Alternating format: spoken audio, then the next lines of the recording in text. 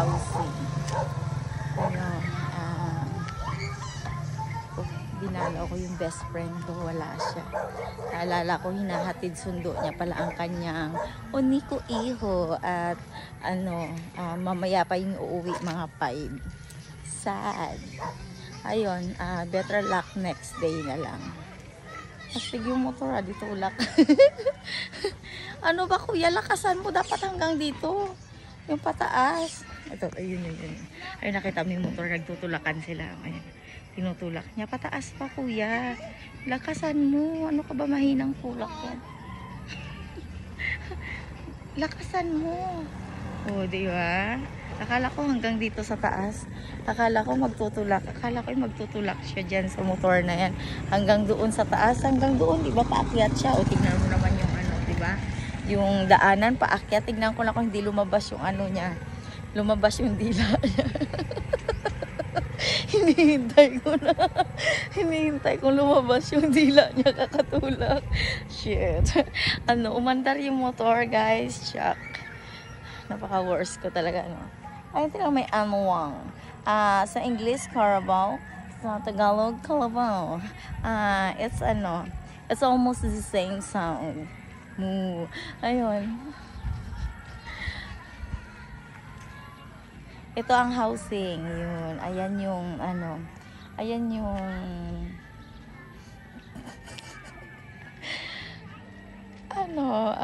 project ng barangay, no, government yata yan na project, pabahay ng mga, pabahay para sa mga taong walang bahay. Ayun. Ang importante, masaya sila, diba, sa bahay kubo nila. Yun yung pinaka-importante. Ayun.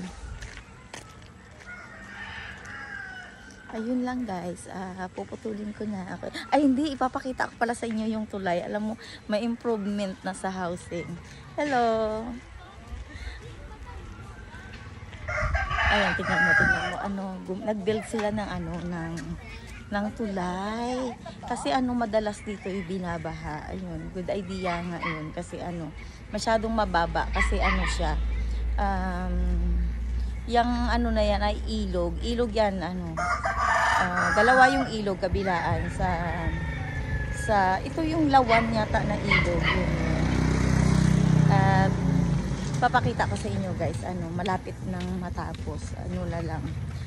Parang dito na lang side, para tatambakan pa yata. Pero alam mo kapag tinambakan yan, mas maganda siya.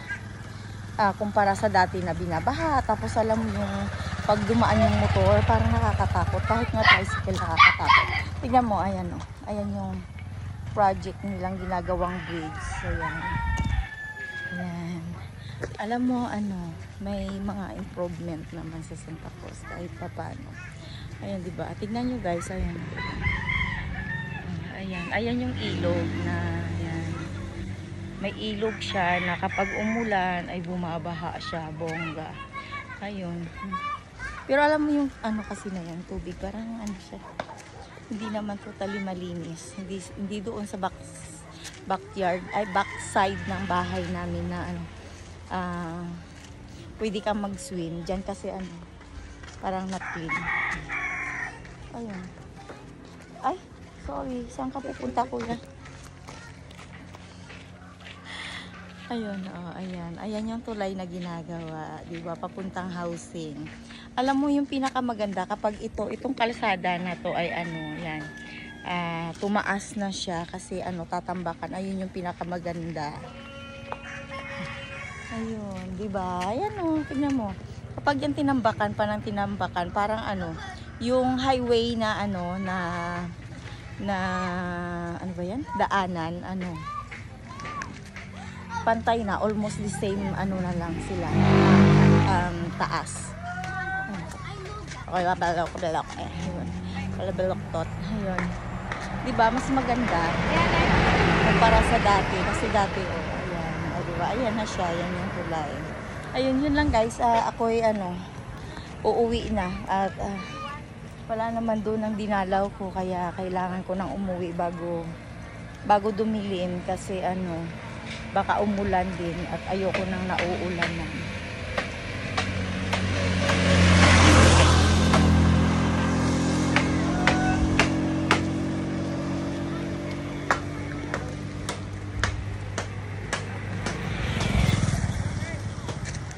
Ay, may nag-ani. Ayun o, doon o.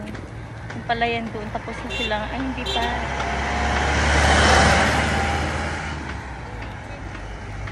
Almost done pala. Hindi pa nila nahahakot. Hinahakot pa lang. Ayun.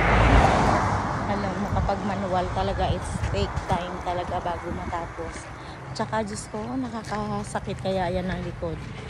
Promise, parang ano, parang kulang na lang ay magkayuko ka ng ilang oras dyan. Magkayuko.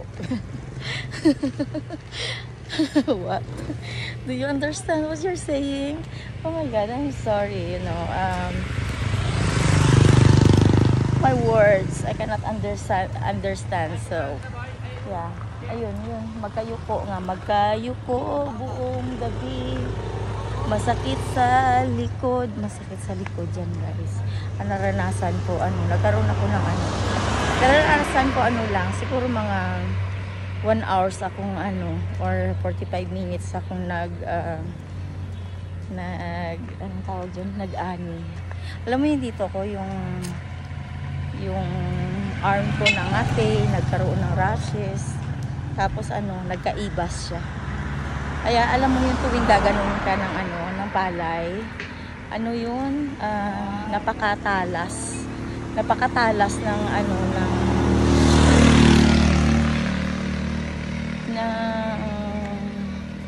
dayami. Yung dayami yung pinaka niya, parang mga talaga yung kamay mo, mamumula-mula. Ayun, yun lang guys. Bye. Nagkwento lang ako ng kaek-ek. Ha?